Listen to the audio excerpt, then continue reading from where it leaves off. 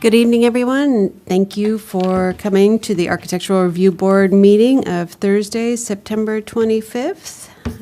Brett, if you could give us a roll call. Chair Blakemore. Here. Vice Chair O'Connor. Here. Board Member Johnson. Here. Board Member Little. Here. Board Member Wolf. This is the portion of the meeting where we open to public comment for any items not otherwise on the agenda for this evening. So if you've got an item you wish to make a public comment on that is not on the agenda, I don't see anyone. Is there anyone on Zoom? If you want to make a public comment on Zoom, please raise your hand. There is not public comment at this time. All right, thank you. We can cover maybe ex parte communication for the entirety of the agenda tonight. Does any board members have any ex parte they want to discuss? No. Board Member O'Connor? I did speak with the owner of the property next door to the 5003 Carpinteria Avenue project. Okay, thank you. Brett, are we just proceeding in our regular order tonight, or was there any requests to do matters by staff beforehand, which we do sometimes, or no? Not tonight? No, not tonight. Okay. Go ahead. So we will continue on to our first item tonight, which is the, oh, sorry, Cindy. Yes, Marisol's got two matters by staff, so we would like to switch to. Oh, my Okay. apologies. Well, we do want to let Marisol go home, not too late. All right, so let us know what we're going to do first, so thank you. Good evening. We're going to start with the re-roof on Carpinteria Avenue. We do have the applicants here if you would like to join the board at the table. I'll start with a brief presentation and then they can elaborate. Yes, please. Yes, please. Welcome.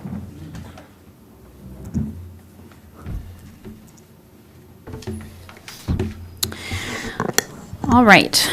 So this is a re-roof project at 4337 Carpinteria Avenue. It is located between Plum and Pear Streets. It's zoned CPD with an R overlay.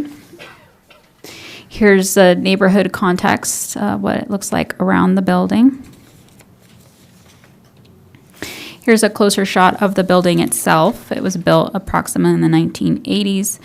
It is slump block with mission tile on the front two-story part, and then it's flat roof all the way to the back.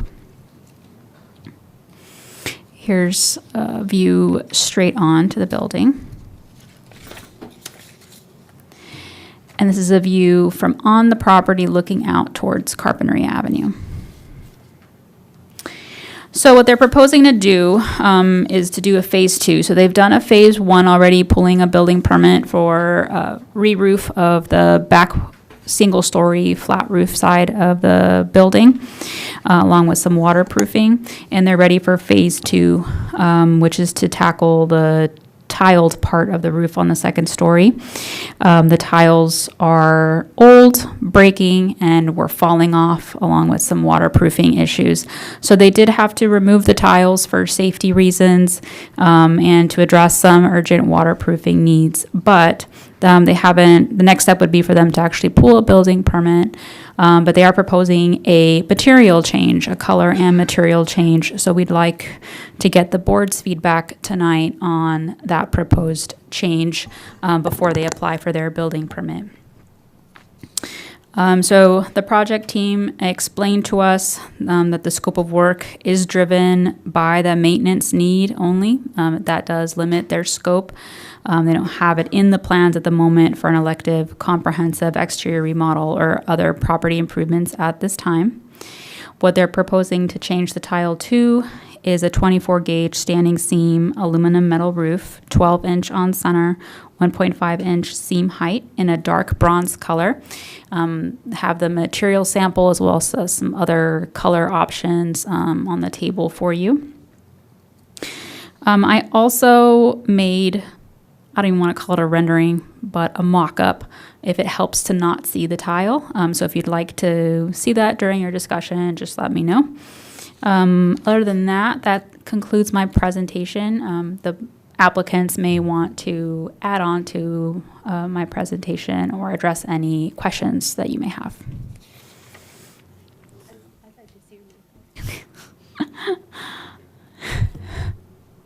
My name is okay if I speak? Please. No, you go ahead. My name is Tom. There you go, it's on, it's on. It's on there. Okay, my name is Tom Curry, Tom Curry Roofing and Waterproofing, Inc. And I've been roofing for 50 years. Since I've been 17, I'm 70 now, so all my life. So on a job like this job is not like something that in Santa Barbara where it would be in the historical district, like at the old Mission Presidio District or Glendassary, Mission Canyon, where the tile is old.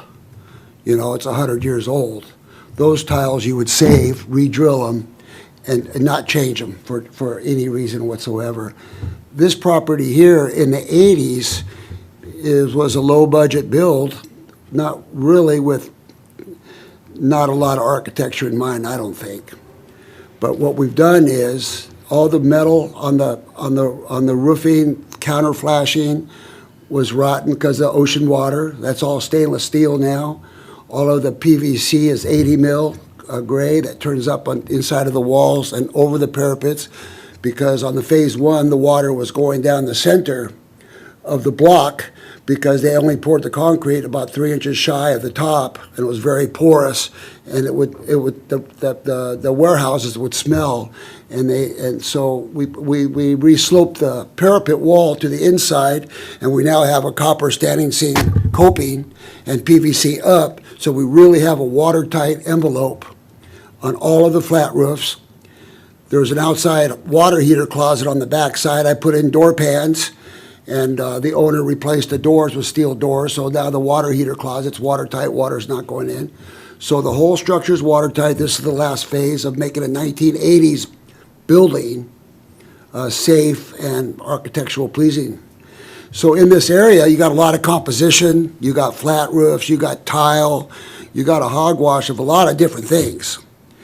And a standing seam roof on this, the dark bronze, which we propose, is over here someplace, the dark bronze. Yeah. This is the color. That matches all the window trim, but you don't really see it Yeah. very well. It's the same kind of Yeah. bronze throughout. Yeah, so this was chosen because of the front windows are all dark. All the trim on the windows is dark bronze, and the post is dark color, so it'll match all of that, and it'll be a good, simple look. It'll be safe. That roof pitch on there, you can't tell from here, but it's about 6 and 12, 6 inches per foot fall. So the metal roof will be a nice, safe roof. Aluminum is, we chose aluminum because aluminum is good within so many feet of the ocean. It's the next step down from copper. You know, I've done a lot of copper roofs, aluminum roofs, steel roofs, tile roofs, composition roofs, imitation shake roofs. Owner really likes the metal. I think that the dark bronze metal, in my eye, I'm not a designer, I'm not an architect. It's very subjective, but I think it would look fine, and so that's what we're here to ask for. Billy, you want to say something? Yeah, I started, we moved our company offices from Santa Barbara to Carp Ave in 1997. And we had a growing shoe company, my wife and I, and it still continues to grow today. And these are our corporate offices. We have another warehouse facility in the Bay Area and one in Charleston, South Carolina. So we've grown, and we've made a choice to stay in Carp for our corporate offices. All of our employees live and work in Carp. And so everybody rides a bike, or they can get access to us real easy. One of the things that David Bertrand, who was my landlord, and we became friends over the years, and I was after him every year when they have a rent renewal, if he would consider giving me an option to buy. So finally, a year and a half, 2 years ago, he he conceded, he said, look, I'm not going to live forever. When I pass, you can negotiate, you have 60 days to negotiate with my heirs. So we bought the building, and, you know, frankly, the building, it had a lot of termites in it, had a lot of dry rot. Tom's kind of gone through, replaced all the dry rot, and we're going to have to tent, because there's still got some critters in there in a few places. But the interior of the building is going to be much drier. Before it would impact our product during these rainy southeast conditions, we had water coming through that mortar bed at the top, and it would leach. We had a lot of mineral deposits on the inside from the water leaching through. And now with Tom's expertise, it's not just a roof, the building's climate controlled now. And what we did, they had all this insulation inside, we took all that out, we insulated from the top. And so putting your skylights in, so it's a big improvement from, and it was, you know, it wasn't just a re-roof job. We basically had to go through A to Z to make sure we brought the building into current state, so. I just want to add one thing. He mentioned the insulation. I don't want nobody to panic. It's an unconditioned warehouse. They put insulation in there. It was all falling down. It was all Yeah, it was mildew and falling rot. down. So it's not insulation, that is living space. So I just want to clarify that. Yeah, We yeah, didn't remove all the No insulation. worries. Careful, Billy. I don't want to put the old insulation back up, it was awful. Yeah. Okay, No thank- worries. Thank you. Get particles dropping around and stuff, so, anyway. I brought a couple other colors too, just in case you guys, charcoal's a nice one, the dark one's a nice one. Is this the one you brought, is this the That closest to one the there, trim that's the on the windows? proposed one, the dark bronze. Pre-weathered zinc's a nice color But too. is this the closest one to the color of the windows that's existing? Yes, Okay. yeah. Yeah, that's why we Yeah. picked that, you know. And then, and for the record too, we have a new building going down the street that has a metal roof and that has, blue, it looks like partial Cape Cod, partial siding, partial concrete, metal roof, so it's it's somebody's subjective view of what's architectural pleasing. So That's this is next- what the that's owners, next to the auto body shop. Got yeah, it. they'll know Yeah, that, the project. big- They know The big that. important place, part of the building. So that just wanted to bring that up. Thank you. Well, I think I'll bring it back to the board. Thank you, guys. Any public comment on this item? I don't see anybody. Any public comment on Zoom? Oh, If you Zoom. want to ask a question over Zoom, please raise your hand. There is no public comment at this All time. right, thank you. Board Member Wolf, you want to start us off? And this, Brett, just to clarify, this is matters by staff, so we just provide a recommendation. We don't have to do a formal vote. Is that correct? That's correct. Okay, thank you. Hi, Billy. What is your last name and what is the company? That's European Style Inc. We do Paul Green shoes in the United States and Canada. Okay, Billy Gould. so it really is a full-on warehouse, or are they administrative It's offices? our corporate offices upstairs. There was an apartment upstairs, and we kind of use that for our office upstairs. And then downstairs, it used to be, when we were growing, we used to ship all the Nordstrom's goods out of there, but we can't do that anymore. It's too big. So we only do our e-com shipping out of there and admin work. Okay. I'm just going to say, I'm guessing David was the one that built the building, is that David correct? Bertrand, yeah. Did you know David? No, Okay.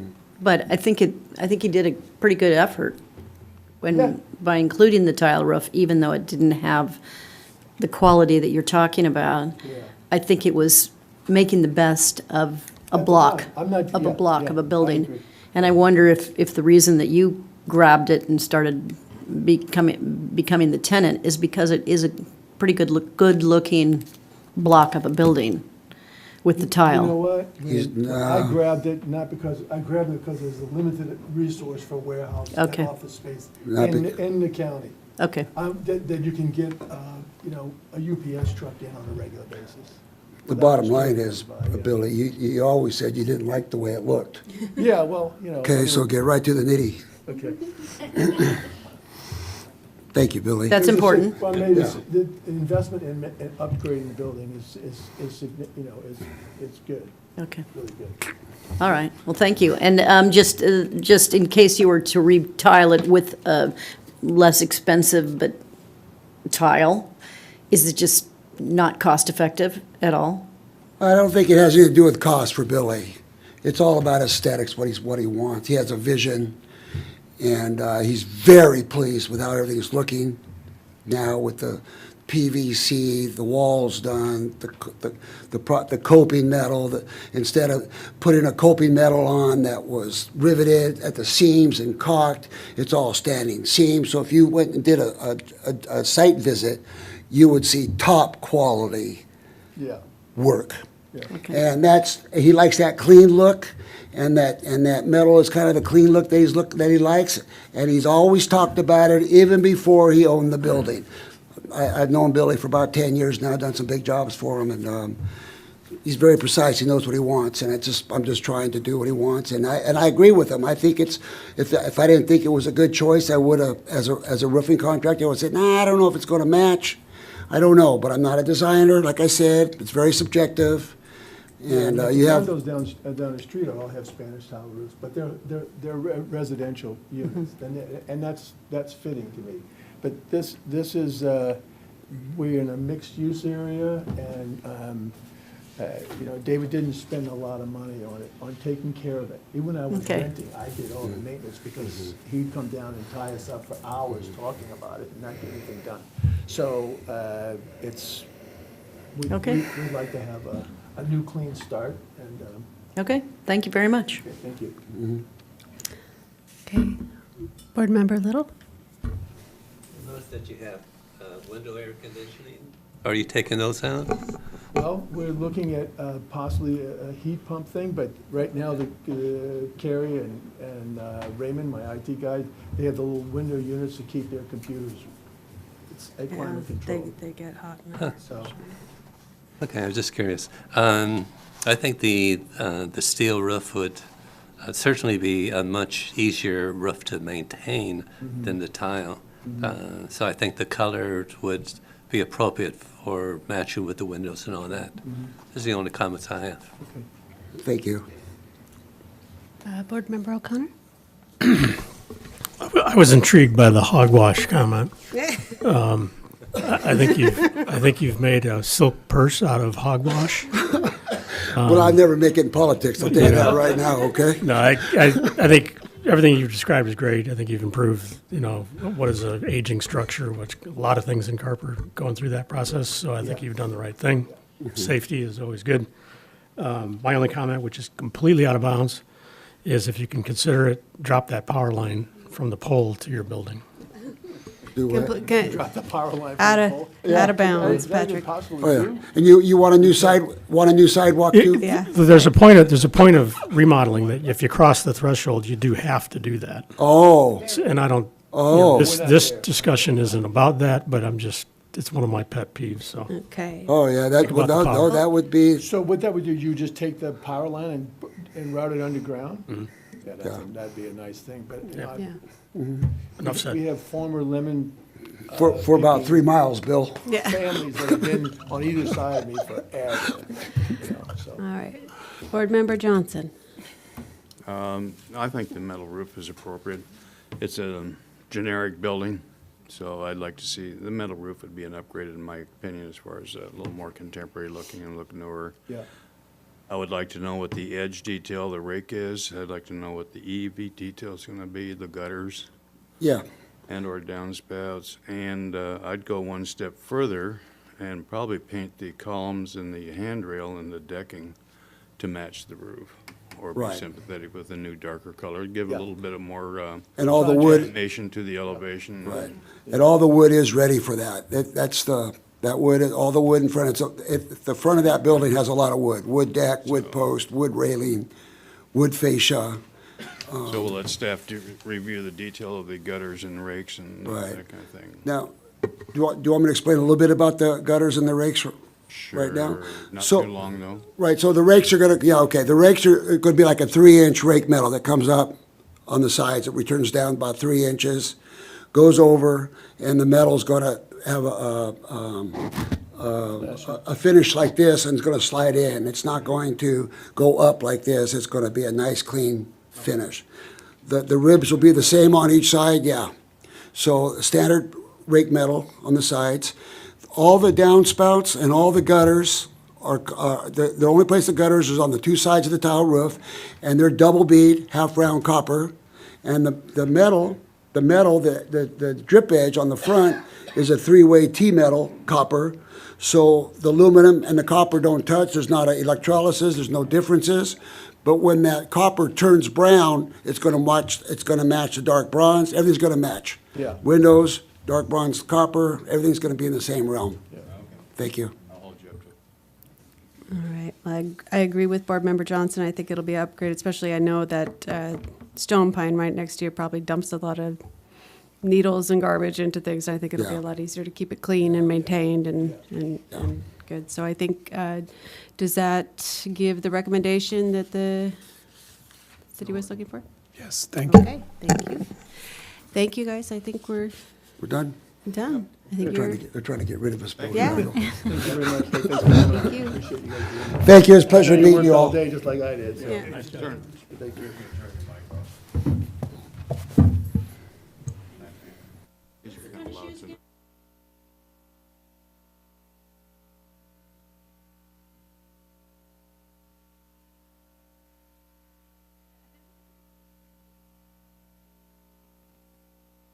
Thank you, guys.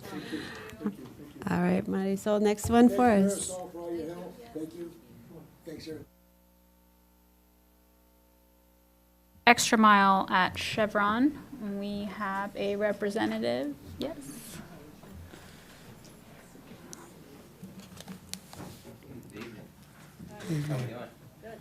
Welcome. All right. Yeah. Can you introduce yourself? My name is Ryan. I'm with Stellar Installations, and I'm here for any questions you may have. Thank you, Ryan. Thank you very much. All right, so this is the signage for the Extra Mile convenience store at the Chevron on the corner of Santa Monica and Villa Real. The reason we're bringing it here to the board as matters by staff is because it's principally a sign permit, and this proposed sign is changing from what was existing. It is a bit larger, increase of 9.3 square feet, as well as a design change. It is an illuminated sign. Additionally, they are changing the exterior building colors. So it's both a new signage that we'd like your feedback on, as well as an updated color palette for the exterior of that. The only criteria that applies in terms of regulations is a wall signage maximum, cumulative maximum of 80 square feet. There's no other signage for Extra Mile on the building other than some window signs. And the proposed sign on the front there would be definitely be less than 80. It comes in at about 35 square feet. So they have renderings prepared for before and after, not only referencing the new sign, but also what color would be assigned to what part of the building. The sign details, it is an illuminated, has illuminated letters, so the panel is solid, and then the letters and the swoosh would be illuminated. There's an example in the plans and on the screen of what it would look like illuminated at night. As for some of the color updates, the existing is shown in the top image, and then proposed is shown on the bottom. They are going to more of a gray-white color combo.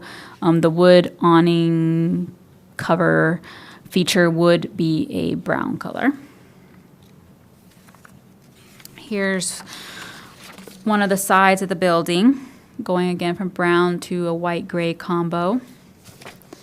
The other side of the building, same accents there. the back of the building, they'll have to take off and clean off the building from that vine, and then paint the building.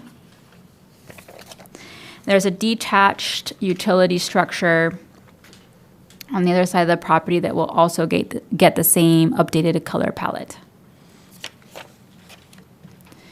For the large monument sign on the corner, they are updating the sign cabinet, but the structure itself is not changing. And no changes are proposed for the canopy over the gas pumps or the signage on the canopy.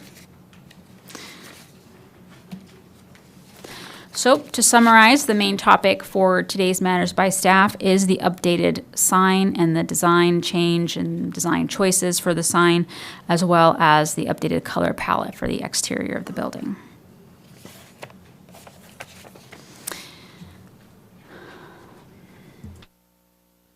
Questions for staff? Yes. Go for it. Almost forgot. Had to wait so long. I have a question for staff. What is this little building right here? Oh, I know. Go ahead. It appears to be a little shed. Little shed that sits out there? Do you know what this little shed is for? You know, I don't know what Is that that where is or they what's keep- inside there. Where they keep their turtles? Weird. Okay. Like a little plastic shed. Yeah, it Yeah. seems a little odd. Do you see this little shed? Oh, yeah. It is odd, but it's not part of the purview, so Okay, fine. say goodbye. Board Member O'Connor was allowed to do it. What is your question? I'm assuming the sign meets all the standards and the wattage and all that is appropriate. It will be required to be dimmable, so as part of the approval process and the building permit plan check will require a dimmer switch so that that can respond to any nuisance complaints in the future, Thank you. if any. Any other questions for staff? Nope. Okay, did you want to add anything to the presentation? I think that was great. Thank you very much. Yeah, If you have she any rocks. additional, She's she She's does. really good. She does. We like her a lot. Any public comment on this item? Nope, seeing none. Any public comment on Zoom? There is no public comment at this time. Okay, questions for the applicant? You, Board Member Wolf? I'm assuming this is a logo change across the board. National rebrand. National. National So rebrand. how many extra miles are there? I think 1,000, and I think so far they're around 350-ish completed so far. Okay, and they're all changing? They're all changing, yeah. National rebrand. Okay, thank you. So we all get extra miles? Yeah, that's right. All right, want to start with comments? I have a Oh, question for wait, the we got a applicant, if I question over here. could. Sorry, Richard. The spec of illumination refers to 6500K white LED as required by the manufacturer. Mm-hmm. Is that a manufacturer issue of the sign, or is that a branding issue of the? I think Of it comes extra down to miles. branding, lastly, but like she said, they do put a dimmer on these. Yeah. So if staff comes out and there's like, hey, we're getting issues, we're getting comments, we've had it at sites before where they have light ordinances and Yeah. dark sky and stuff like that, so it is dimmable at all Yeah, times. so one thing I would just offer, are you familiar with lux in addition to The LED, is temperature? that the LED? No, it's a parameter of light Mm-hmm. that affects the nature of the temperature. Mm-hmm. So cool versus daylight and so on. So 6500 is daylight. Mm-hmm. So that's intended to be actually a working, sort of daylight. It's saying like the color of the white, fine right? work on a desk kind of thing. Like a brighter or softer? Right. 5,000 is the height of what is cool. And then there's a lux measurement that goes from sort of, several hundred to like 1,000. And I think 500 lux is often thought of as a reasonable, it's about calmness. So it's not about dimming, it's about calmness of the light. So I would just encourage you to look into the lux, and 500 would be a good number. Got it. So that was a question and a comment. out, yeah, Yeah, sorry. I see how you are. Okay. Question? Question, go for it. Board Member Little, question. Yeah, given the recent contentious discussion of a restaurant and their rebranding of their name and their signage change. Any reaction from the public about changing the status of the sign? Nothing that I've seen so far. Reason why they change? The reason for the change? Yeah, just curious. I'm not too sure, to be honest. I was looking into some articles I saw online. I think like new CEO, and they're trying to go a new rebrand nationwide. And I think they want to increase their stores. I could be off on this. Don't quote me on this, but I think they want to increase like another 1,000 stores by 2029. So I think it's just a new CEO coming in with new ideas, and they're trying something new, bright sign, some contrast with the gray behind it. It's a clean-looking sign. Before, the sign they had before is a flat panel sign. There's no dimension to the sign. Now the sign is front lit and halo lit, which is my favorite. It illuminates off the back, super clean. So I think they're just going for a new look, just trying something new. Opposed to lowering their prices of the gas, get new customers. That's a different argument, I guess, yeah. Board Member Wolf, did you have a question? Does the sign turn off when the snack shop is closed? You know what? I'm not 100% sure on that. That's Okay. something I can get an Is answer to. that something that we could request? I'm assuming the gas pumps stay on all night long? That is true. I don't know when the store closes. I don't know if it's a 24-hour store, to be honest. Okay. I don't know the hours of the store. I don't know if that was a requirement by staff to turn the sign off at night or anything like that. Okay. Yeah. We haven't gotten to the conditions part of the project, so it's definitely something Okay. that we can talk to the director about. Okay, It's different than the Chevron, isn't that correct? Mm-hmm. It's the snack shop? Mm-hmm. Okay, thank you. Are there other comments that we would like to share? Board Member Little? No? Board Member O'Connor? I've exhausted mine, thanks. Board Member Johnson? No, it's fine with me. I also think it's a reasonable change, and as long as it complies with all the sign ordinances, I think it's aligns with what we want to do. Thank you for Thank coming you. in. Appreciate it. Thank you. Did you want to also do the third one, or we're just going to do the two? Okay. Okay. Thank you.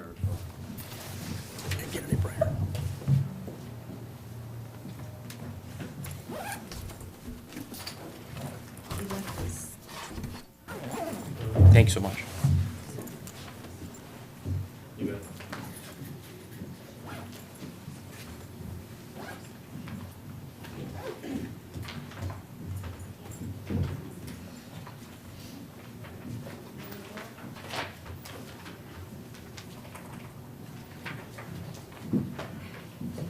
Just give me a second while I get organized real quick.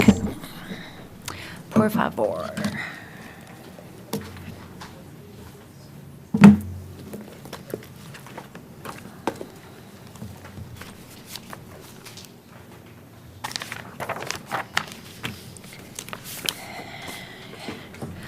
All right, so this one is a new business coming to Carpinteria, Ojai Rodi Da, which is two in French. They want to take over the location of the former Giovanni's at the corner of Linden and Carpinteria Avenue. And they are working on getting their tenant improvement plan together. And we are bringing the exterior renovations to you tonight to get your feedback to see if you think it's going to warrant a full ARB review or if we can just handle the alterations and changes tonight as matters by staff to let the project just get moving forward on its building permit for tenant improvements. So as I mentioned earlier, it's the site of the old Giovanni's at the corner there. So what they're proposing to do is clear out all the existing planters. They're going to keep the planters, but just clean them out. Remove the trees and all the other landscaping. The olive tree here in the corner will remain. this planter here. And then they're going to remove the wrought iron fencing, remove the fountain, and then do a lot of pressure washing on the all the stonework and the walls, just to get things clean. And then over here on the side, like kind of where the bocce ball area, I guess, historically used to be, and then it was cornhole. This decomposed granite area is going to get replaced with new decomposed granite. So that's kind of like what the exterior demo is about. Then the improvements are going to be improvements to the courtyard. They're going to do 9-foot tall posts or 9-foot tall 8x8 posts with this steel bar across for light member, or excuse me, for lighting, and the steel cross member. They want to put a new square planter area here. They're proposing a Tippewana tree, which Amy already made a comment about. But anyway, that's what's proposed on the plan right now. Is the Tippewana tree in the little planter, new asphalt slurry in the parking lot, and then restripe the parking lot. Same number of spaces and everything, just freshen it up. And then that's pretty much it. Just redoing this little courtyard area for dining, obviously. And then here's some of the proposed details. So here's those posts I mentioned before. They're going to be like a wooden post like this, very rustic. Here's the plan detail on that, 9 feet tall. And then with that to the building, they're going to have the little patio string lights. Instead of the wrought iron fence, they're proposing this split wooden fence. The fence in some areas would be connected to the existing wall, the slump brick wall, but the brick wall would remain, so it's proposed to remain. And then it would be, they're going to do like a little faux finish. You'll see a material sample of that for the exterior of the building in a minute of how they're going to do a distressed look on this. And then here's the detail for the hanging lights across the patio, and they will be domed, so they'll be night sky friendly. And then here's an example of the little seating, the planter with the little seating around the edges for where the fountain is now, for the Tippewana tree, yes. And then they're also going to do new landscaping as part of the project. So the existing olive is going to remain, as I mentioned before. A new 36-inch box olive is proposed here at the corner of Carpinteria Avenue and Linden. And then additional new olive trees are proposed here at the side of the parking lot, where that big jasmine bush is now. And then another one here at the corner of, I think it's Cedar is the name of the alley, right here, where the alley comes out. And then the olive trees, they would make sure that the trunk was tall enough that there was still vision clearance past the tree, so not to interfere with all the pedestrian activity, and bikes and whatnot, because this is a very busy area for that. And then new, the Tippewana tree is proposed in the seating box, and then border lemon plantings. And I'm curious about this. I don't know if it's lemon trees or if it's like a lemon bush, but I'm sure Amy will be able to enlighten us on this border lemon plant. But that's proposed to go in the different planters around. And then they're going to put a sidewalk trench drain in, and then here's the new decomposed granite over here. And then for the exterior elevations, basically the building's going to stay, architecturally exactly the same. The new courtyard improvements are here. You can see the kind of little dash lines showing in front here. And then on the alley side, two improvements will be, they're going to put a little fencing gates in front of the dumpster area, so that won't be visible when you go down the alley. And then they're also going to put up new screening around the mechanical equipment on the roof because it's kind of like lattice that's there now and it's getting run down. So here's the proposed materials, colors and materials. Pardon me. The roof will remain the red tile roof. Here's the example of the distressed tile. So they're just going to like paint it and then rub it off to get that distressed look. And then the exterior wall lights are just, the Carpinteria gooseneck sconce that is commonly used on a lot of our buildings in the downtown area. And then the trim would be this olive color, and then white for the planter walls and other, the body, which would be the base for this distressed look. And then the windows and doors would be the darker brownish gray. So the discussion items tonight are the proposed landscaping, the hardscape, the courtyard improvements, and then just in general, the exterior alterations. If, although they would be improvements to the property, if you're comfortable with them just moving forward as part of the tenant improvements building permit package rather than coming to the full ARB. And that concludes my presentation. Thank you, Cindy.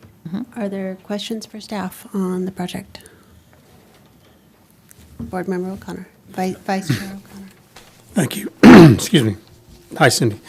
Couple of questions. I think you answered the first one. The applicant is actually the tenant, so this is a tenant improvement project? Correct. Right.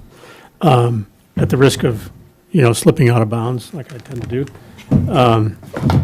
I would ask if there's nonconformances associated with the building that aren't associated with tenant improvements or the responsibility of the tenants? No, because it would just be alterations to the existing structure. Very good. And then one other question, which probably bridges between staff and the applicant, is on page A3. There's an ADA ramp currently from that parking spot right along the building.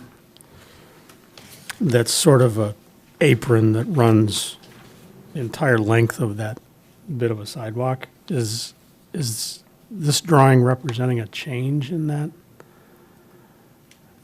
apron that's an ADA apron? Their handicap parking is here, and it would be Yeah. This curb or this sidewalk is an apron that is Are you talking about this right here? In here? correct. Yeah, that little spot right where you're, right there. Okay. Go away from the wall, down and to the right. Right Here. there. Yeah, where That's there's a all- little pathway to get into the building? Yeah, that's all sloped for ADA now. This looks like it creates a curb and then goes down the sidewalk. Is that a change or just a nuance in the May I drawing? speak? Is it my turn? Can you introduce yourself? Sure. Yeah, my name is Sean Godkin of Godkin Design Build. I'm the architect for this job, and I will update that on the plans. We have no intention of changing that. Yeah, I got out ahead of things. Thank you. I think actually what you may be looking at is the ramp looking up, which would be a rectangle. It's not actually a step. I think you're looking Yeah, at the ramp long from near to far, because this is an elevation. Right. It's a little odd. Okay. More to come. Okay, any other questions for staff? No, thanks. Board Member Wolf? Are the parking places required to be there? Do they have to be there? Can it be changed? Does that parking lot even need to be there? What's the rule on that? I can't remember, is it AB? Do you remember the, one of the state laws recently, the mini state laws? 2097 maybe? I'm not sure. Anyway, there's one that says if you're within 6 blocks of a major transit station, which our Amtrak station is, that new commercial developments are not required to provide new parking. So, without double checking the fine print of that, I know we can't force them to add new parking spaces. I'm not sure, well, actually, I do know that question of this. No, they are not required to maintain all those parking spaces because we had a similar situation down the street. So if you're not required to maintain these ones, you don't Right. even have to have them at all? and maybe that could be more courtyard. I wonder. Well, I'm Yeah. Lorenzo Nicole, I'm the owner and of OIBT. This is Claudia Taylor, one of our partners. And the parking lot, we're gonna leave it like it is. We like to have a parking lot. I mean, it's things, you see restaurants without parking lots, and I go, it's a great thing to have, and it's a great look into our restaurant, so it gives it some space. I think it's a beautiful parking lot with the way that the stone is around it and the trees, so it makes a nice entryway for our restaurant, I think. And to keep that corner really beautiful, I think would be nice, like that. So just to clarify, you're the restaurant owner? Yes, sir. Not the property owner? No, I'm the restaurant owner. No, Yes, yeah, Property owner's not here in the room. no. no. I can't remember which, but one of the Van Winkerdens own the property. Jerry. Jerry, oh, okay, Jerry Van Winkerden. all right. Any other questions for staff? No? No. Okay, did you want to add to staff's presentation? No, I think Cindy did a great job outlining it for us. She also does a fantastic job. We like Cindy a lot. All right. Is there public comment on this item? Looking out, I don't see anybody coming forward. Is there anyone on Zoom? There is not public comment at this time. Thank you. I'll bring it back to the board for comments. Why don't I start with Board Member Johnson? I think it's a fine proposal, and we appreciate the upgrade. Thank you. Vice Chair O'Connor. Yeah, hi. So, a few things, if I could, in no particular order. The page A3 shows 3 elevations. There actually is a south elevation. The neighboring building is not as high as the building that you're moving into. And along that wall, there's also a need, I think, for what's highlighted here as the screening. And there's also a bunch of wires running along that sort of upper part of the building. So I would just ask that you address the wiring and the screening on the south elevation. The other point on A3 in the east elevation, there's a space there that shows a new gate for a trash area. And then next to that space that has now a sort of a flush door that's in that cove. The plan view, or the floor plan view, shows that there's, I think it's what is grease cleanouts proposed to go in that same space. And I just kind of look at it and walk by it, and it seems like that whole expanse is about 12 feet, somewhere between 10 and 12 feet. So I'm just imagining recycle dumpster, a regular dumpster, and 3 grease pits in that tiny little space. Do I read that right? You're reading it right that there are more trash cans there, but they're not grease. They're just smaller trash cans that are. So the organic symbol is not a grease trap clean? That's correct. Yeah, the Okay. grease trap per the sanitary district, working with Lance Lawn, and we're putting in a 50-gallon under slab in the scullery grease interceptor. So it's that will it's connect- inside the building? That will connect out to the alley underground. Got it. Yeah. Okay, yeah, outstanding. And then in the parking lot, and this again may be property owner issues rather than tenant improvement, but, you're talking about power washing that adobe, stub wall. There's a lot of erosion and a lot of damage on that wall. So I would just be curious what the property owner's plan is to, fix those damaged areas. Just a couple more comments. I think one of the reasons why there's damage in there is the shape of a couple of those areas, very pointed, and they stick out into the lot on A2. So there's a reason why they're damaged, and I think it's because they're oddly shaped. Yeah. I mean, I've seen cars hit them. I mean, I've been walking by, I just watch the maneuvering that goes on in that lot. So again, I think one point is addressing the repair, and I think I'd be more comfortable with the word replace of those adobe bricks, particularly the capstones, because repairing an adobe capstone is going to be there's a couple that have been repaired, and that looks pretty amateurish. So something to think about on that. To address that really quick, we have Yeah, quite a bit of extra tiles, bricks that we're going to Great. use to replace. We don't need to replace everything, and we don't want to bring it to, it's an older building. We want to keep it Sure. looking that way. No, I get That's it. why the olive trees and the brick and the kind of faded look. But we do have some extra brick to replace all those. Then we're going to make all the brick nice again. yeah, that's great. Not perfect, but nice. I think you're probably going beyond as a tenant improvement. This property owner ought to be participating, but that's another subject. Last thing in the parking lot, again, this is just from experience, I think a signage plan would be good for the entrance and the exit. Those are both really awkward, close to the corner. The flow goes, yeah. Quite understand. Yeah, people come in the exit all the time and, get all tied up in there. So a sign plan, which I think is typical of code requirements, would be good. There's a sign there already, and Okay, so I'll go back inbounds now. Okay. And talk about the face of the building that you're proposing, the lime washed brick. I think what the technical term for what this is actually referred to as German schmear. From a design perspective, I kid you not, that's what it's called. It's called a German schmear. And if you think about, the example that's shown here is very appropriate for that finish. It's a different brick though.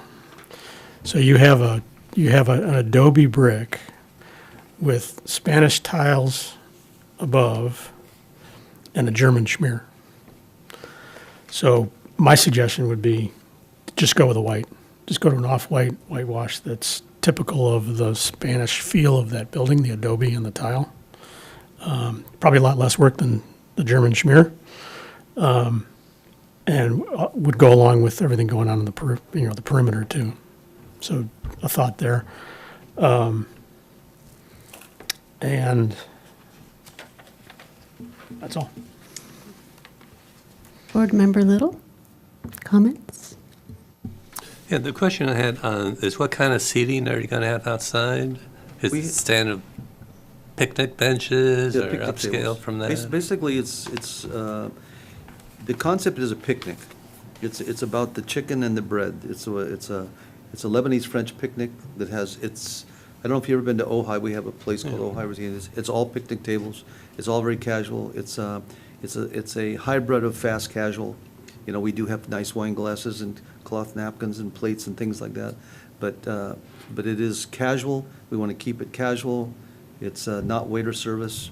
It's you go to the counter. It's going to have a market up there that you can buy things to go along with your meal. But it is basically a simple picnic with picnic tables. We may vary some places because some people can't get into a picnic table. So we have different tables that have chairs and tables to accommodate people with those requirements. Right. But basically picnic. Umbrellas, picnic tables, string lights. The building is so beautiful where it's set up, and if we get the right landscape in there and keep it simple, I think it's going to be even more beautiful than if you tried to put something extravagant in there. So we're going to try to keep it simple, we call it upscale affordable, so people can afford it and have fun. Okay. And what are your plans for the area that you have the DG in? We're going to leave the DG. We're probably going to redo the DG.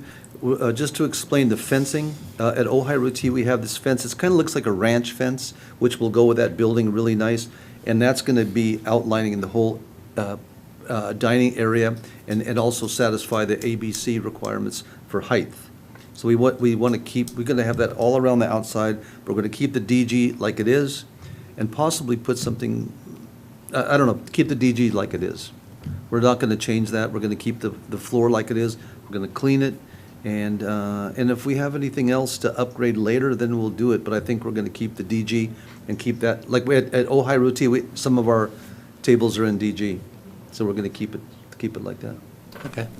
Board Member Little, if you're not familiar with the Ojai Roadie in Ojai, the original location. This is a street view of what it is. So it's like an outdoor, like what he said, picnic area. But then there are like some picnic tables, some benches, some tables and chairs, and then these are those little tree planter seating areas.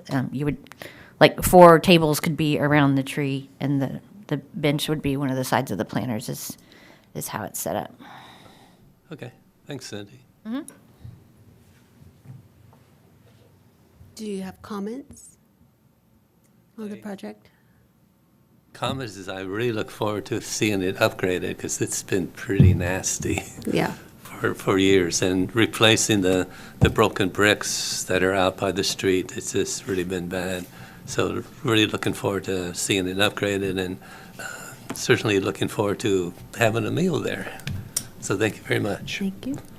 Board Member Wolf, comments? I'm really glad you guys are going in also. Thank you for coming down from Ojai. And I just want you to consider the parking, especially the diagonal spots where the headlights will be facing all the picnic people. I just think that it's not that pleasant to look at cars from where you're sitting. There's not a lot of that in Carpinteria where we have to look at people's headlights. And so I don't think from Linden the building looks beautiful. It doesn't. It looks like a bunch of cars in a not a very well-placed parking lot. And I've always thought that's too bad the parking lot's there, but I see you don't want to invest an awful lot in changing things.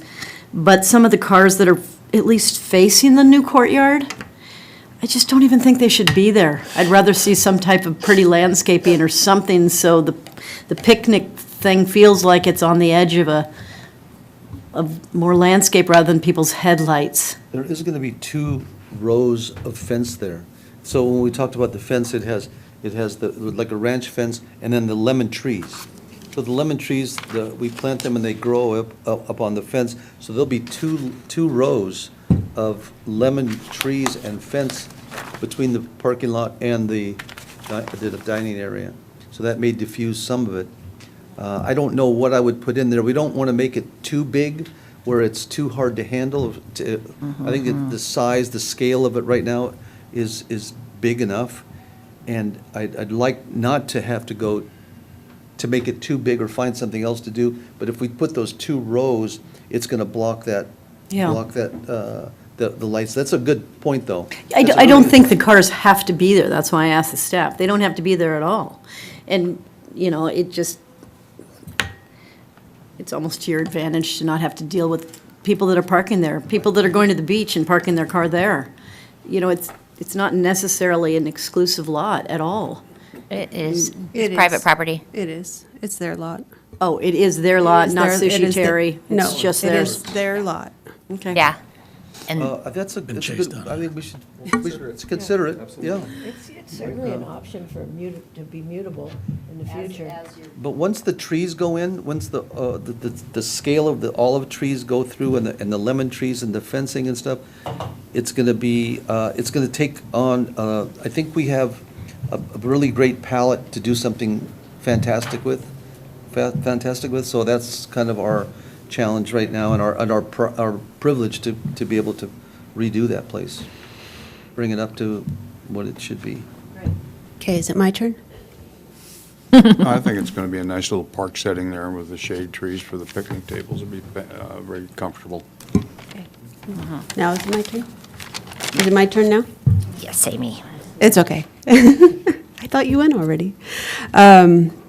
Yeah, we've had a lot of problems with the Tippewanna-Tipus. Please do not plant a Tippewanna-Tipu there. We had them all along Linden. They ruin the sidewalks, they pull, their roots are very intrusive. So putting them around paved areas is a bad idea. It's probably fine for now, but 20 years from now, it's going to just eat up this whole courtyard and make it all wobbly and terrible. So there's lots of other options in terms of trees. If you want something that's a little bit more of a highlight tree, there's the Cassia leptophyllus that are right like on the sort of right across the corner that still have the yellow flowers. It's a little bit of a smaller tree in scale, but it'll still give you a nice shade, and they're fairly clean trees, which the Tippewannas aren't really clean either. They get big and pull, and they're bad. So I would really highly recommend you don't do the Tijuana Tibus. And not sure if you gave any thought to the type of olives, but you might want to go fruitless on there, just so you're not dealing with all the olives everywhere, and it's just maintenance wise. It's kind of I'm kind of a person that always wants the fruiting because they're prettier, but for you guys, for here, they are pretty. It's just a prettier tree, but just in terms of the application here and maintenance and what you'll be dealing with, the fruitless might be a better option for you. They're a little bit more We were expensive. thinking if we do the olives, to keep the olives, to pick them green. And cure them green. They have to be, I don't want to do my whole TED talk, there's other people waiting, but to pick them here in town is really difficult to actually process for fruit because we have a pest that gets into the actual olives. So you can do it, but you have to spray the heck out of them, which you wouldn't want to be doing where you're at. You can press them for olive oil, but you have to get them to the place within 6 hours of picking them. So that is an option if you wanted to, but not get a ton of production. But anyway, I also, the lemon, it sounds as if you've done this before. Yes. And I think that's really cool. My only concern is that I just know how fast lemons grow, and you're not, unless you start out with some pretty decent sized plants, it's going to take a long time for that to really fill in and give you kind of the screening you need. Maybe you want to supplement with like one line of lemons and maybe do something else on the other side to give you more instant. And then once the lemons fill in, you swap it out. I don't know. Passion vine is something that would go really quickly, and you could Rosemary, also. but in things that he Yeah. cooks that are on the menu. Yeah. Things that you'll find in the planters. Are That'd be things that are useful for. Beautiful. the program. Bay, Yeah, you could do some bay or- hedges there, and that would be more instant. I'm just concerned that you're going to put a lot of your screening needs into the lemons, and they're going to be slow. Yeah. And it's going to We take a while, planted but. them in Ohio, we started them small, but I think in retrospect, we should have gone. Maybe the 3 next times size bigger, yeah. They just they get there, And they're beautiful. You but they train take a them little to go while, on the- like the yeah. arch over at Oh, Lotus yeah. Land, you get the And arch. maybe also kumquat as well, or, and so there. Kiwi, we could even do kiwis here. There's a lot of other edible options, which I think would be cool. But in general, I think it's a great plan, just, not the Tijuana. But does that give the city the comments that they need? I think the only thing I need I think I'm clear on it, but just the question of, can they proceed with their tenant improvement plans, or do you want to see this again? Sounds like you guys I gave think pretty they- thorough comments. I think they can proceed. Do you guys agree? Anybody disagree? No? I think we're. How do you feel about the German schmear? Here's what I'm gonna say about the schmear, since I get to be the chair. I think that they're grown-ups who will sample an appropriate space of it and see how it works out. And if it's not gonna be a successful operation to do it the way they want to do it, that they will come up with an alternate plan, and we will German see it. schmear party. Yeah. And vote. It'll be a new sandwich on the menu. I love it.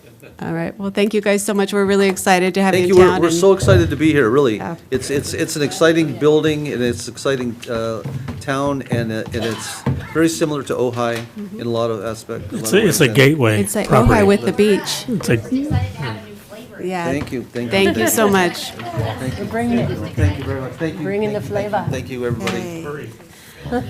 Thank you very much. All right. Thank you. And without any further ado, we can begin our agenda for the evening. Thank you guys for your patience and being so,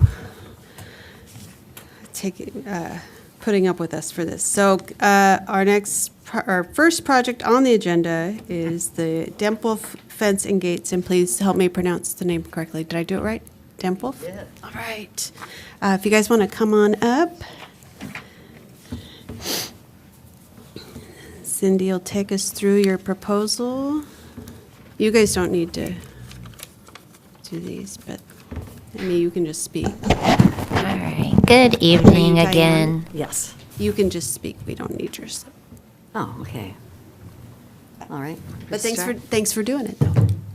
Well, I just want to thank everyone for considering our request for a gate that is consistent with our neighborhood. And I'd like to explain what our neighborhood is like. It's pretty unique, I think. Let's let Cindy take us through the presentation. I'm sorry. I'm sorry. I misled you there. Okay. Let her take us through the presentation, and then we'll ask her questions, and then it'll be a great time for you to give us your background. Great. Thank you. All right, good evening again. So just the reason why we're having one item on the agenda tonight is because we're getting a backlog of matters by staff items. So we decided to just go ahead and have the meeting tonight and then clear out our backlog of matters by staff. So just so anybody at home watching wondering why we're having a meeting for one item, it's because of all the matters by staff. Yes, we're here tonight for the Dimple Fence and Gates at 954 Conchaloma Drive. These are as-built fences and gates, meaning they were started construction without the benefit of permits. And they are going to be redwood fencing across approximately 75 feet of the street frontage in front of the property on Conchaloma. Is it okay or not? You have to wait till I'm done. Oh, okay. All right. Just have to remember. And then the reason this is before you also is because the proposed fencing exceeds a height of 3 feet in the front yard setback. So here's an aerial photo of the neighborhood. So here's their house with the star at 954. So over here on the east side of the property are apartment buildings. Across the street from the property is the medical office building, 2-story medical office building. And then over here on the west side of the property is a single-family residence, and then pretty much primarily single-family, but over here there's some multifamilies on the west side. So it is a neighborhood that's full of different things, especially in their immediate vicinity. Here's the site plan. This is showing the new fence here along the street frontage, and then the gate at the driveway, of course, to get in and out. And then there's a little jog, and then there's a pedestrian gate here. And here's the elevations.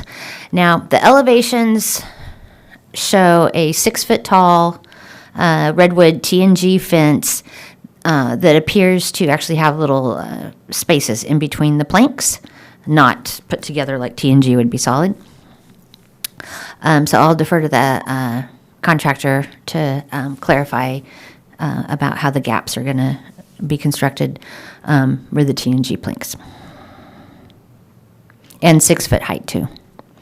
Now here's some pictures. The current owners just recently purchased the property a few months ago. So the prior fence was this kind of a split rail, low 3-foot tall split rail fence. And these are just Google Street View pictures, so that's not a flying saucer, that's the little Google arrow. And then here's another spot. There are a lot of cars parked on this street, so getting a picture of the fence can be difficult. But here's another little peekaboo of the old 3-foot tall split rail fence also. And then here's a current picture of the fence, which there's also some hedges now planted in front of the fence. Here's the 6-foot tall post for the gate here. And then this is at the corner. This is kind of the best picture of the fence I could find. And the existing fence is this kind of grayish blue here. And if you look, the planks are not, they're proposing 1x6s, but you can see that these planks are different sizes. These are probably like 4x1s, and then this might be a 6x1. So they're varying sizes. They're not uniform, but they are spaced. And then this is an existing 6-foot wall, fence. And I'm not sure if this belongs to the apartment building or them, but either way, it's fine where it is. But this is about 4 feet tall here. So the existing fence is not 6 feet tall all the way across the front. And then the property kind of slopes down here, so it slopes down. So in order to have the fence straight across the top, it gets down here. This section right here, I'd say, is probably about 5 feet tall. And then this is the frame for the other side of the gate on the western side of the property, and this is where the pedestrian gate would be located right here. You can see it's kind of swung open if you look closely in the picture. And this is 6 feet high here. And then this is the neighbor's gate, which I will mention, I think the applicants are going to mention. And this gate is there's a big gap here at the bottom, doesn't quite show up in the picture, but the gate itself is about 5 feet tall, but when it's hung, it's about 5'4", 5'5", something like that. So not quite 6 feet.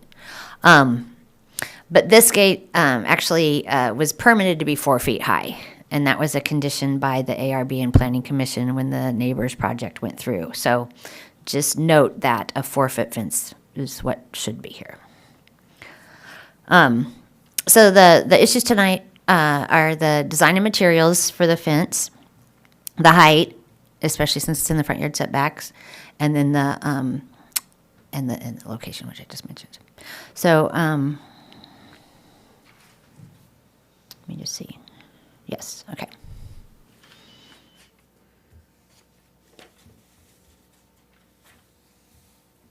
There. And I just wanted to make sure everybody, did you get your copy of the, I emailed it to you this afternoon, but then you should have also gotten a hard copy of the comment letter that was submitted by the Dimpoffs prior to the meeting where they discuss the parking. Okay, does that conclude your presentation? That concludes my presentation. Any questions for staff? Well, the procedure that has occurred here was the owner recently bought the property, and then they recently, between now and then, built the fence, or started building the fence. The existing blue-gray fence is questionable. I'm not sure when that was constructed, if it was the old owner or the new owner, but the new, the metal frame components here are part of the new fence, the framing for the new fence that was proposed to be 6 feet tall. And I'll defer to the contractor on that, because that's what, this actually came into us as a complaint, is what started it. So, they also had to, they were doing these pavers in their right-of-way, which Public Works did give them a permit for those new pavers. So that part of it, the complaint is cleared up, but the fence is the remaining part of the complaint. Okay, any Do other? we have an edge of pavement to the fence line drawing somewhere? I don't think we have a drawing, but I've got the picture. So the edge of pavement's over here, but then there's this like dirt area. So probably 6 feet, and I think this is about 3 feet or so, plus 3 more feet, so about 6 feet to the actual edge of pavement. Where that post is, the 6 foot. Correct. Thank you. What? It runs away from you, and it runs behind. Tom can confirm, but I'm pretty sure the hedges are proposed to remain. These hedges are proposed to remain, which you can also comment on the height of those in view clearance purposes. Between the fence and the pavement. Correct. Thank you. Any other questions for staff? I have one. Cindy, given that the neighbor had been approved for a 4-foot fence, and now it's 5 feet, I went around the corner on that same property. There's 2 other gates or fences, and they're like 6 foot. So is there any city involvement with that? Those kind of matters are complaint driven. So at the moment, we do not have any complaints about the fences and gates on that property, so nothing is being enforced to have them comply with their original proposal. And also in reference to the hedges, I think there was a discussion in the paper that the hedges would be like 6 feet tall, and they're like 10 feet tall now. Yes, that is how, because it's on, where is it, page 2 of the staff report? Let me just double check what they said, because it was the Planning Commission. The Planning Commission approved the 4 foot tall gates and 6 to 8 foot tall hedges. And the reason the hedges were allowed to be taller was to screen the home's view of the medical office building across the street. Sure. Okay, thank you. Okay. Yes, Board Member Wolf. You guys were talking about the setback from the street. What is the appropriate setback, building setback for the front yard there? 20 feet. So normally, in that front yard setback, fences are only allowed to be 3 feet tall. So if this fence was set back an additional 13 feet, Something like that. 13 feet, then we wouldn't even be here in the room. Is that correct? Correct. And it would probably line up with the gate next door across the driveway. Is that correct? No, because, let me find the, where's my other picture? Oh, I didn't get a good picture of that. Well, okay, see this line right here? We can just know where this is in relation to the other picture. See how it's about there.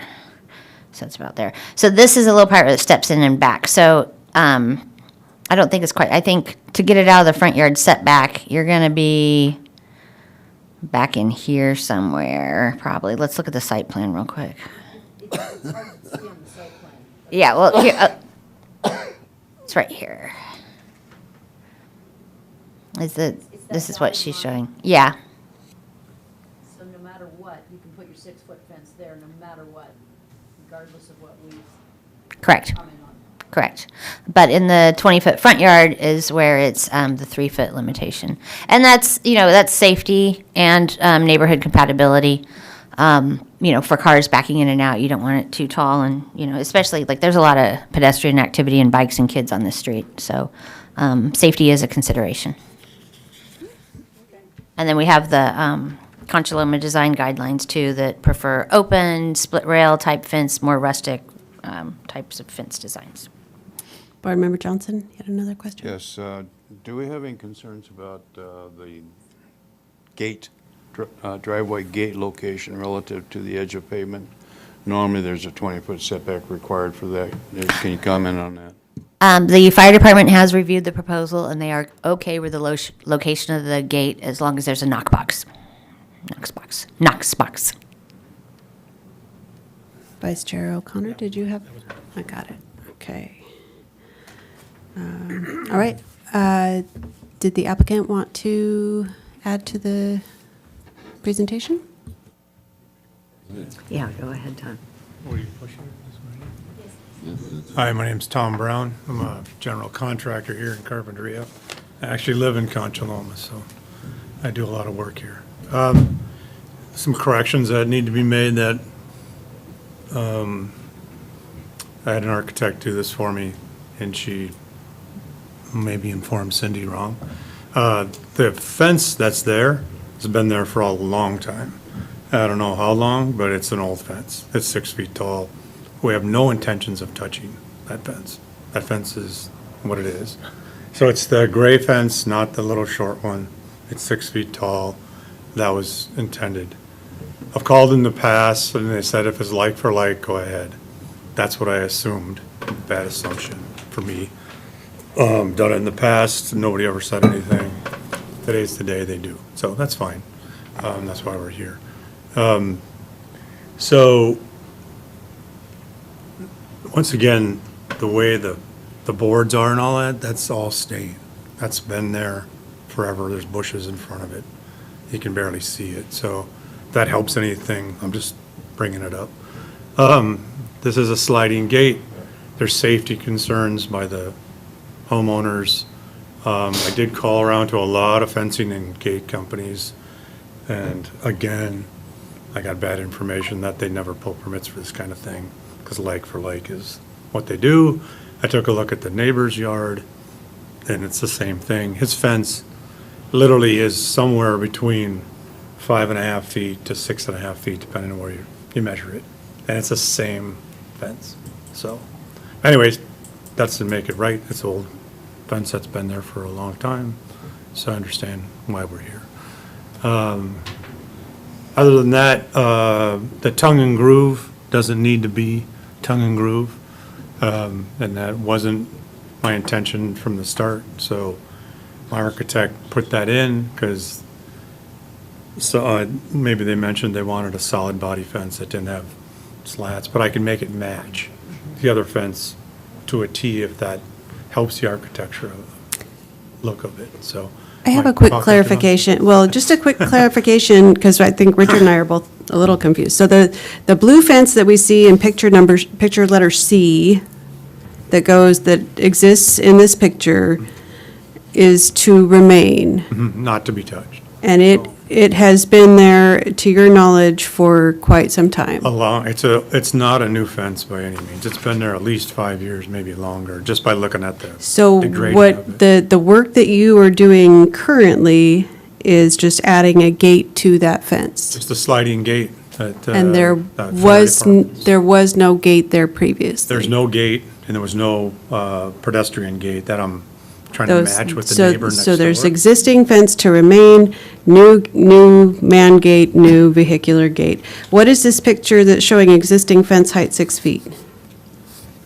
That's existing fence height. But why are the boards going up and down and the other boards are going, It's a side fence. the side The front fence? Yeah, it's, Oh, that's, Is that fence right there? not sure. yes, we see the back of that fence in this view. To the left of this fence would be the apartment building. You see some This fence right here is 6 feet, That's because the existing front fence right here is only about 4 feet. Right. Okay. Well, it's. And then it it's up with slopes. a concrete stub wall, so that's why Yeah. it's way up in the air. It's actually like 7 feet or taller, you know, Okay. but it's on a stub wall. Right. But I'm saying the existing fence right here across the front yard, the bluish gray one with the multiple size slats, right here is about 4 feet tall. Okay, and then. And then when you get over to the other side here, It gets it's about taller. 5.5. The Yeah, grade because goes the up. slope's down, but the fence is straight.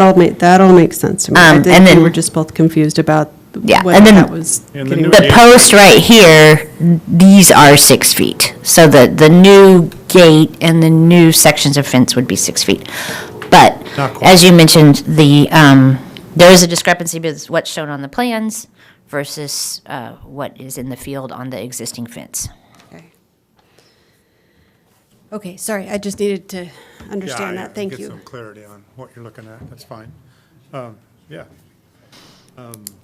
Carl here has some more pictures if you guys would like to look at I think we've seen them all. And he wants to. yeah, we didn't see what We've it's. seen them all. Those are the gates from our neighbor. Uh-huh. And this is a. There's an And even the taller puppies. gate on the west side of our neighbors. Yeah, that's the one that's probably over 6.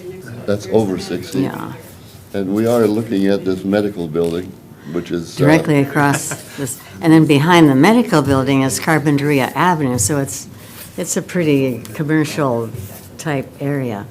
It's not, Here are the apartments next door. yeah, that's what it's like next door.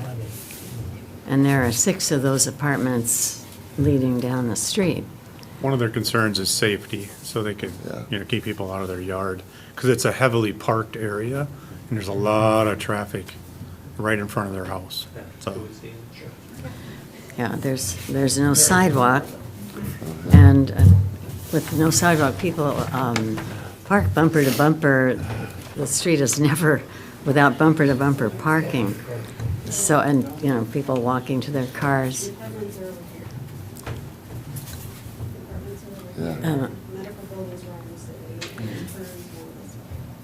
Yeah.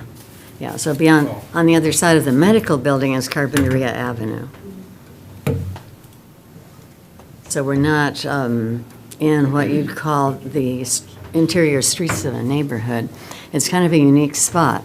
We have the one single-family neighbor with the fence. We share a twin driveway with them, so the 2 gates would be adjacent to each other, and I think they should be uniform in appearance, at least in height. Doesn't have to be the same materials. Our gate could be a more open design, but I think this picture shows it best how it's a twin driveway. And I think just 2 uniform gates would present the most attractive look. And I feel as though many of the rules that we read, or customs, I'm not sure what quite to call them, are designed for houses within the neighborhood, as but I feel like we're kind of in a really unique spot where we've got, one single-family house, the office building, lots of apartments, and we're kind of, if we're going to be consistent with the neighborhood, our neighborhood is really that one single-family house. Because we can't be consistent with the apartments, that's just not going to match. So, and I think as Tom mentioned, as seniors, we really value a feeling of security in our home. And I know that when I'm home alone at night, I would really feel a lot better if I had a fence and a gate in the front of the driveway that's about the height of my neighbors. I would feel as though I'd feel safe. And the way it is now, it's a very open feel, really too open. It's just, as you can see, the driveway is pretty large, and the street is just out there. Okay. We would really appreciate the safety and we have 2 young granddaughters. We'd love for them to be able to play out in front. And we have, as you can see from the pictures, we've got 2 dogs. We'd like them to be able to play outside. Okay. Are there questions for the applicant? Do we have public comment yet? Oh, no, we did not have public comment. Is there anyone from the public? Come on. I don't have your slip. It's okay. That's all right. We'll get you covered here. Don't worry. Thank you. Just tell us your name. Oh, Susan. And we'll do this after. Oh, okay. No, don't say that, Susan Allen. I'm Susan Allen, and I do live in the neighborhood. And I want to support Design Guideline 24, the staff comment. The fence could be lowered and constructed with a more open design to be more consistent with design guidelines. Mr. Little, thank you for your comments, because the experiment of the corner house, which was a few years ago, hasn't worked at all. I walk that sidewalk nearly daily, and the hedge has grown. They were never put into what was approved. So clearly we have, and I've said this often, a code enforcement problem. And so when there is an issue, it's up to someone to say something. It's not like the city follows up and says, oh, you built this wrong. And it isn't a single-family house. It's the beginning of a single-family house, because behind all those bushes is another single-family house, and behind, or going down the street, there's another single-family house, and then you're into the neighborhood.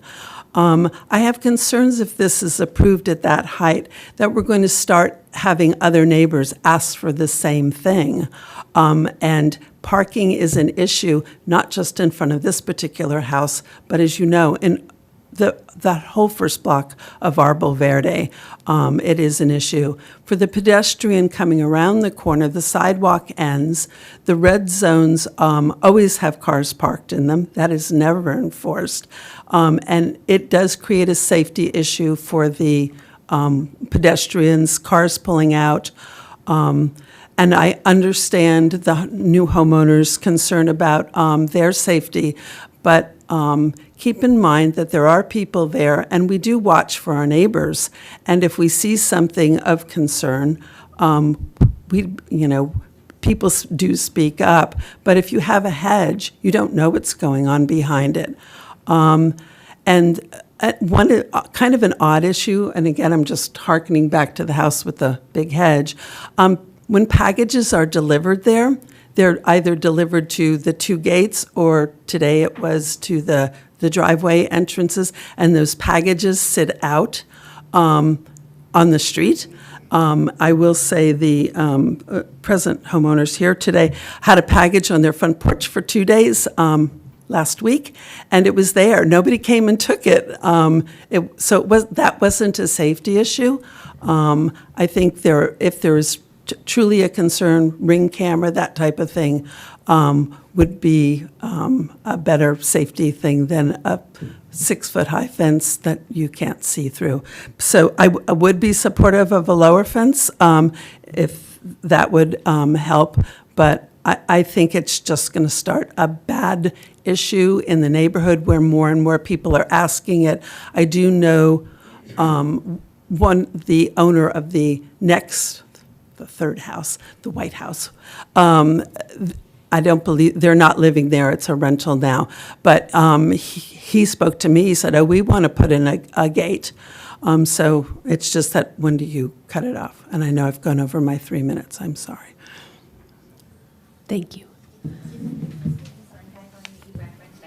Does DG 24, and then it was staff comments, the last sentence, that the fence could be lowered and constructed with a more open design. And I could support that. Sorry. Okay, are there any further questions from the board? No? Who wants to go first? I can go first. All right, Board Member Wolf. So, by driving around the neighborhood, I can easily see why you want that fence. I agree with Susan Allen that maybe you can have a package accommodation someplace where there's the setback pedestrian gate, maybe some kind of a small pass-through for packages, something like that, so it doesn't load up. In terms of the giant apartment building in front of you and all of the traffic, and I know you can hear the traffic from Carpinteria Avenue and the headlights coming in, I think this is a one-off. I do not think that this is going to set a precedence for the whole neighborhood, because the neighborhood, as far as I'm concerned, starts maybe around the corner or behind it, not this place that faces Carp Ave, not this place that faces a giant apartment building. It's different. It's the reason we have these boards, because there are unique properties that something is slightly different. I think the design is good. If you need to accommodate and have it tie in, if some of the other board members feel that it needs to tie in with that existing old fence, so it blends, or it looks uniform all across, so there's not one old fence with one design and then a new fence with the sliding gate, I would go with that. Yeah. But I understand, and I'm all for a 6-foot fence right there. Board Member Little, your comments?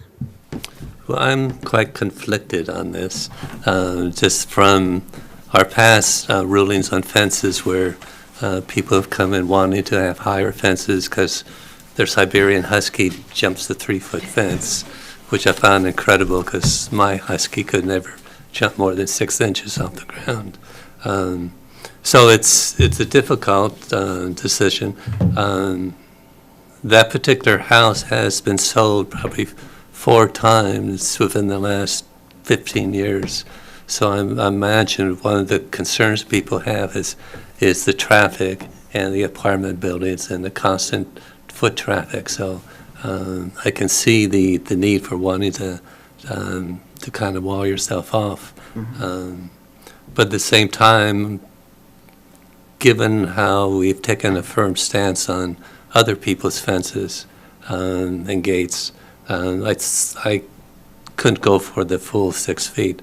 I think if we could bring it down to 4 feet, it would give you a sense of security, but at least it still would be a little more in line with what the neighbor has, even though the neighbor's is in excess of the 4 feet that they originally planned. Having the existing hedges there will help give you privacy as well. So I think that's a good idea as well. So I would support it with a 4-foot fence and maybe a one that would be more in line with what your neighbor's fence looks like, because you're in such close proximity with that particular fence, where the rest of the fence is all covered by the hedges and all. So that's my comment. Okay, Vice Chair O'Connor. I'm supportive of the work that's been done. Sympathetic to the safety issues. I think from a design perspective, you could do a little bit of work to accommodate the neighbors and accommodate this. So I think if you can be a little flexible, that would go a long way. Sure. Otherwise, I'm supportive of what you're doing. Board Member Johnson. Well, I think the problem here is the 6-foot height. And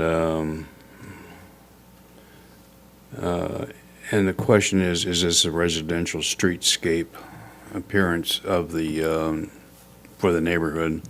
And Board Member Wolf proposed or commented that it's more commercial than it is residential, and I kind of lean in that favor myself.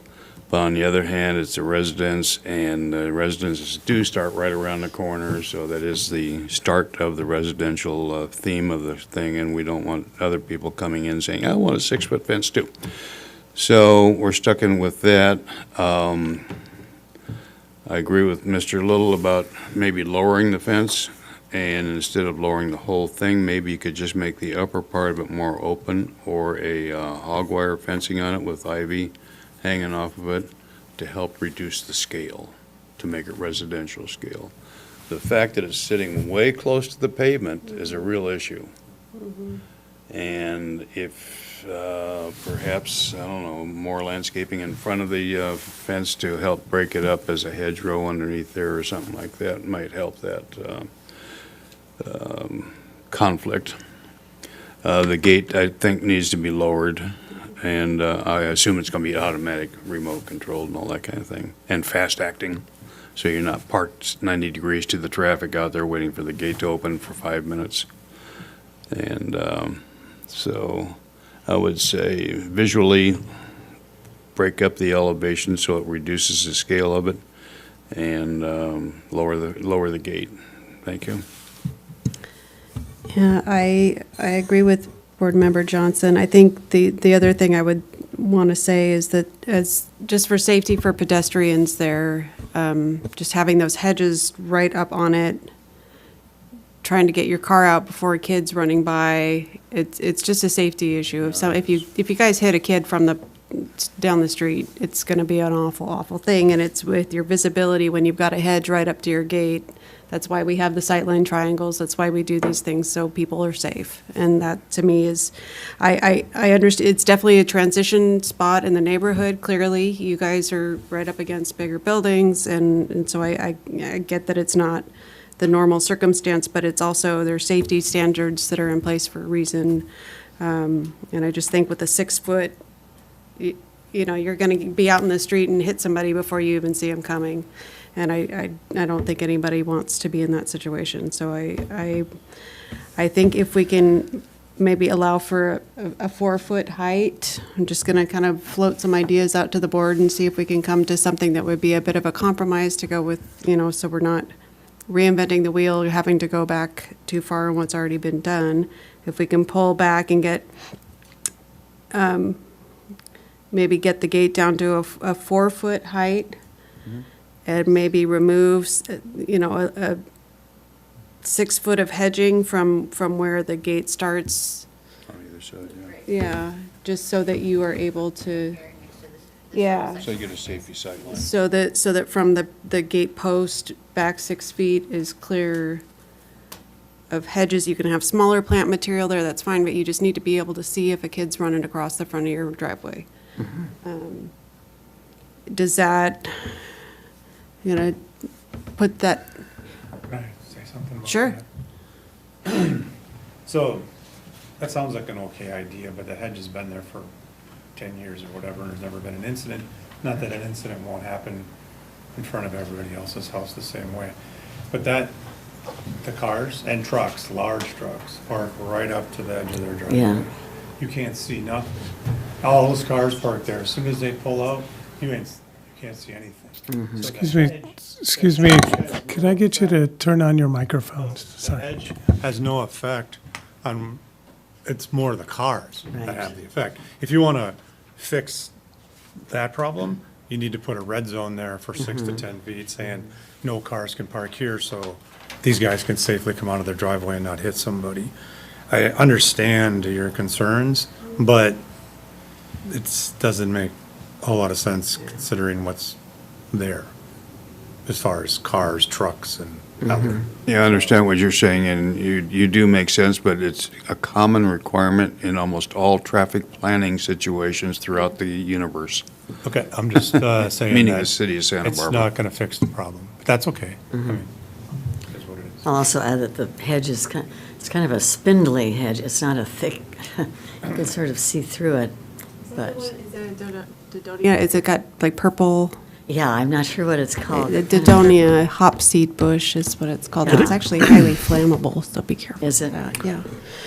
I'd like to make another creative suggestion that plays off of your idea. And I think earlier it's called thoughts. floating emotion. Floating emotion. There you go. But here's the thought. Pulling into the driveway is difficult, and it is close up to the driveway, and there is the setback issues. If the gate was further in, and you were able to get a car at least partially into the driveway, the gate could be higher and not necessarily create any of those issues. Now, you've got this slope on the property, because the fence is at 4 feet something on one end and almost 5.5 feet on the other end. So, the compromising height as you go back isn't so important. So maybe you can find a middle ground with the gate further back. That pedestrian thing is along the perpendicular maybe, and you've got the car further into the driveway. You're coming out with the gate already open, further away from the gate. Maybe there's. Track already in? The track. Well, maybe it goes like. already in, because it's a slider, right? So the 16 feet of concrete. I didn't look down there, yeah. Yeah, so if you do it your way, it's a kind of a nice idea, but the concrete track would run across their lawn. Yeah. so the And you'd gate have would the run in. gate. It'd have to be a slide. different kind of gate. Yeah, it would be a different kind of gate. It's a great idea. Yeah, I feel like for. but it doesn't improve though, the coming out. 'cause But they could do a different gate. It doesn't have to be a slider. They could do a. Yeah, it could be a swinging arm. Well, I think as it stands, would the board be comfortable approving a 4-foot height on the gate and fencing? No, Located where it is. as proposed? Okay, we have a no, we have a yes. I'd go with 5. What is the neighbor's gate height on the Six- driveway? 64 Illegal inches. is what the neighbor's height is, illegal. 64. I measured No. 64 inches. 5'5"? Well, it was approved by the planning commission to be 4 feet, and no one's complained about the height yet. I'll just leave it at that. It should be 4 feet. It was approved at 4 feet. Yes. Which is why I was. And the hedges were approved to 6 to 8 feet. 4 feet might be. This is a precedent. It's right next door. If that was a uniform height across, maybe we could rationalize it that way. If this next section was also 5 feet 5, something like that to make it uniform, it looks like it goes across. I like the height because it gives them the privacy. 4 feet doesn't do anything. People are still looking over that are walking across. The apartment building is still looking in. People that are in SUVs are still looking over the fence. They are still looking at every car parked in front of them. I think what they're trying to achieve is some privacy from everything that's surrounding that front yard. And 4 feet doesn't do it. 5 feet 5 does do it. 5 feet 8 would do it even better because of people's eye level, but I'd go with 5'5" just to don't- match the the people next door.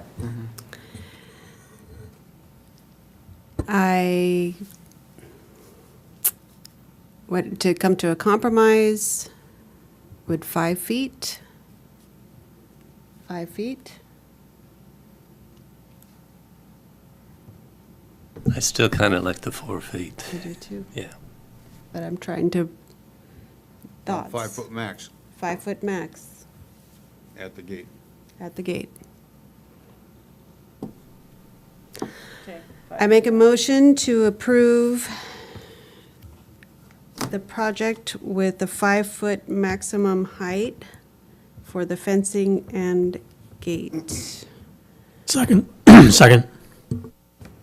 All in favor? Aye. Can we ask these guys? No. Ends their project. We don't say, are you willing to do this?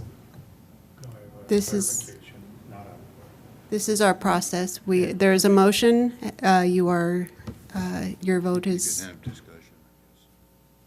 We can have discussion about. Yeah. Discussion. Do you have a vote? It's stick with the 4 feet. Okay, so you were a no. Okay. Board Member Wolf? I approve the 5 foot compromise. Okay, so we have 4 to 1. Yes, I agree, 5 foot max. Okay.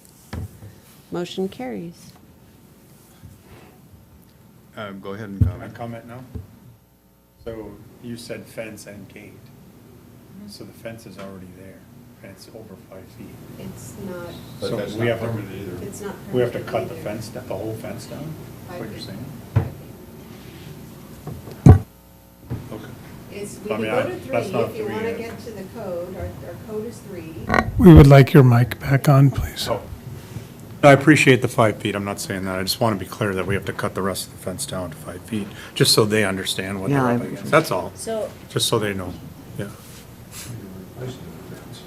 No, we're not. no, they're not. So you guys, there's a making a existing gate, that's front it. fence all the way across the front of the property that's been there forever. You're asking them to cut it down? This isn't new, this is there. Board Member Wolf, let me just explain something for you. Our code in the front 20 feet of the property, 3 foot tall, or 36 inches, 3 feet tall, is the tallest fence we allow in the front yard without a fence permit. So they are proposing a fence that's taller than 3 feet in the front yard.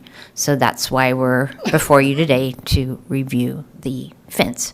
So it's goes to the ARB for direction. So if the board collectively said 5 feet, then yes, they would have to lower portions of the existing fence because the old pictures I showed you of the split rail fence, that was a compliant fence. This new fence, the grayish one, not the one that you're looking at today, that was constructed without the benefit of permits. So it's basically an illegal fence. You could look at it, unpermitted illegal fence.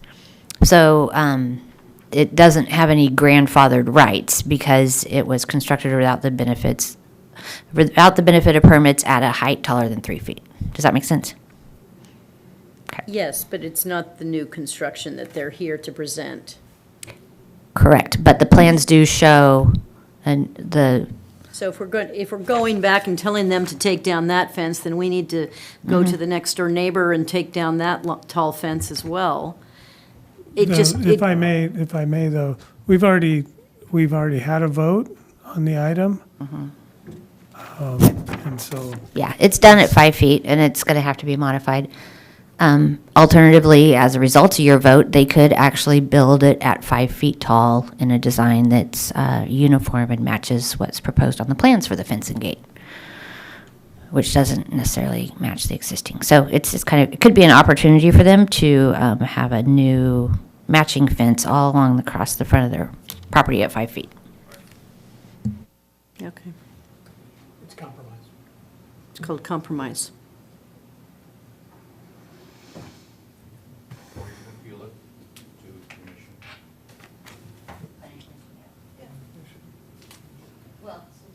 So the ARB decision is not appealable, but the director's decision, which will be based off of the ARB's comments, is appealable to the Planning Commission.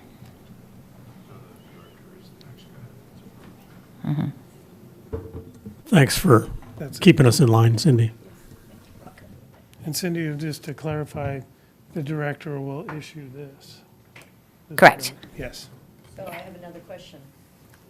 if they build their 6-foot fence 20 feet back down their driveway, do they still have to take down that front existing fence? Yes, Because of our choices here. because now that existing fence is on the radar screen because of the complaint. So when the complaint came in, yeah, that blue fence is not permitted, and it, from a permitting standpoint, it doesn't exist.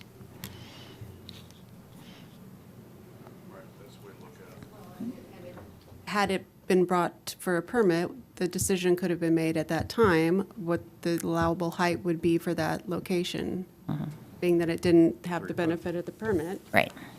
Now they're here getting a permit, and so we're having the conversation about the height.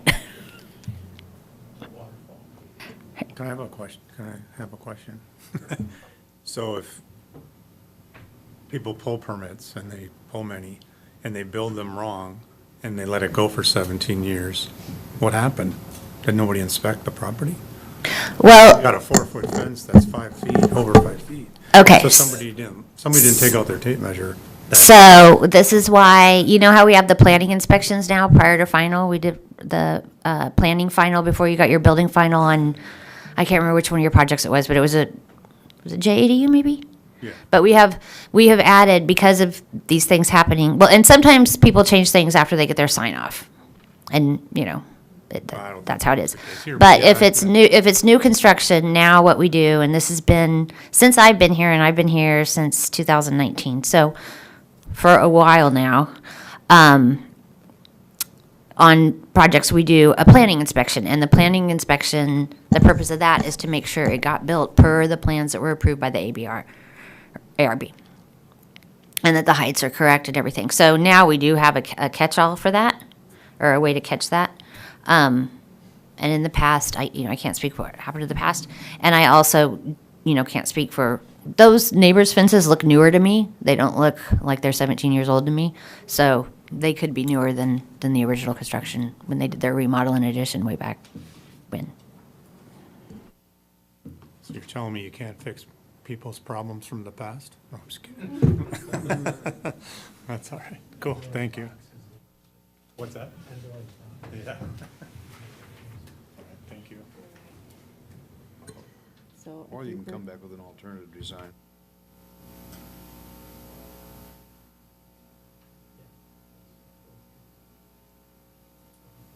I like your hog wire idea at the top. Opens it up. That's nice. Changes the scale. Okay. All right, are we done? Can I go home now? Are we done with this item? Yes. Okay. Thank you. Okay, you're not Thank you, done Cindy. yet. We're You not still have to yet. do, Sorry, We're not done yet. I hate to say no to anybody. So you we have to do already the rest of the did. agenda. So you have to do the Thank you. Thank you.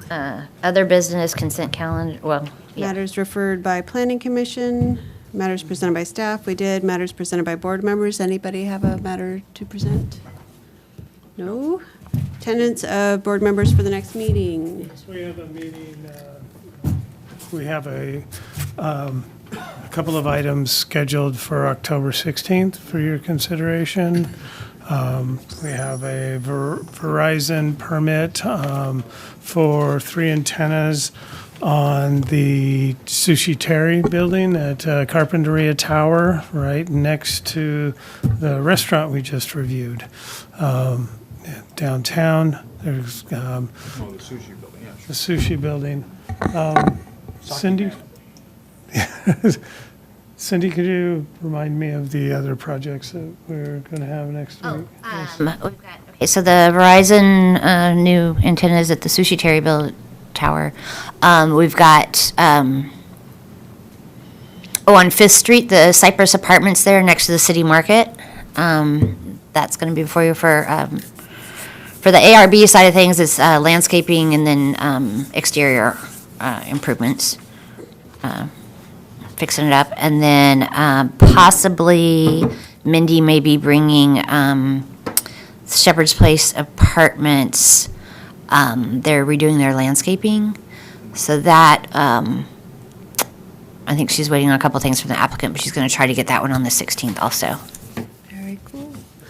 I think, what are we, 7:25, and the meeting is adjourned, and Cindy gets to go home.